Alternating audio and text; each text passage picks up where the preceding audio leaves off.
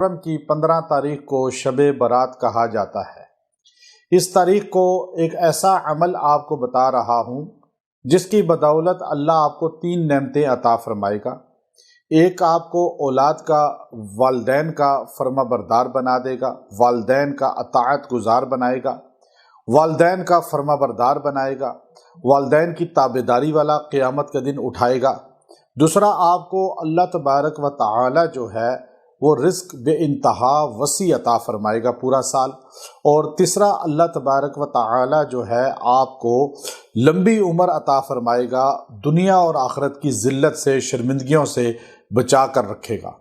اب یہ دعا ہے حضرت خلیل ابراہیم علیہ السلام کی، اور چونکہ شب برات میں آپ صلی اللہ علیہ وسلم اکثر قبرستان جایا کرتے تھے اور مردوں کے لیے، مرحومین کے لیے دعا کیا کرتے تھے، اور یہ دعائے خلیل میں مرحومین امت کے جتنے ہیں ان سب کے لیے دعا ہے، اور والدین کے لیے خاص طور پہ دعا ہے۔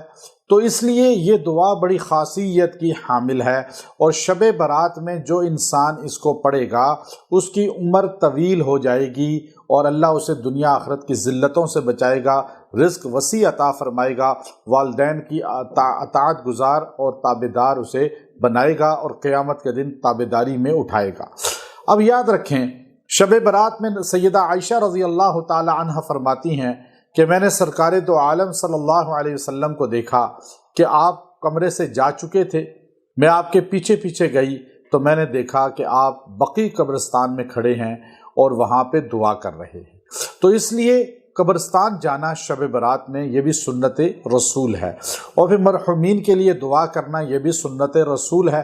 تو اس لیے شب برات کو ضائع نہ کریں، بلکہ شب برات میں ہمارے جو پورے سال کا اعمال ہے، ہماری جو تقدیر ہے، نوشتہ ہے، وہ فرشتوں کے سپرد کیا جاتا ہے، اور گویا کہ 15 شعبان سے آغاز ہوتا ہے۔ بعض روایات میں ہے 27ویں رمضان کو وہ فرشتوں کے حوالے کر دیا جاتا ہے۔ اس دوران جو انسان جتنی تابعداری، اطاعت گزاری، عبادت دکھاتا ہے، اللہ اس کو ویسے ہی اعمال کے ساتھ فرشتوں کے سپرد کرتے ہیں۔ تو اس لیے یہ ہمارے پاس ایک ٹائم پیریڈ ہے کہ ہم اپنی اصلاح کر لیں، گناہوں سے توبہ کر لیں، اور گناہوں سے توبہ کر کے اطاعت گزار بن جائیں۔ یہاں شراب کا عادی، والدین کا نافرمان، سود خور، کینہ بغض رکھنے والا، غیبت کر کے ایسا بندہ نہیں بخشا جاتا۔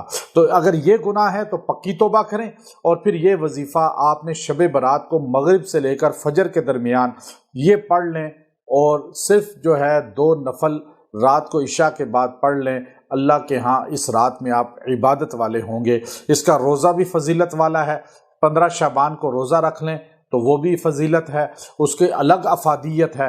اب آپ نے رات کو یہ دعا پڑھنی ہے۔ دعا حضرت سورہ ابراہیم کی ہے، آیت نمبر 41 ہے، ربنا اغفر لی ولوالدی وللمؤمنین یوم یقوم الحساب۔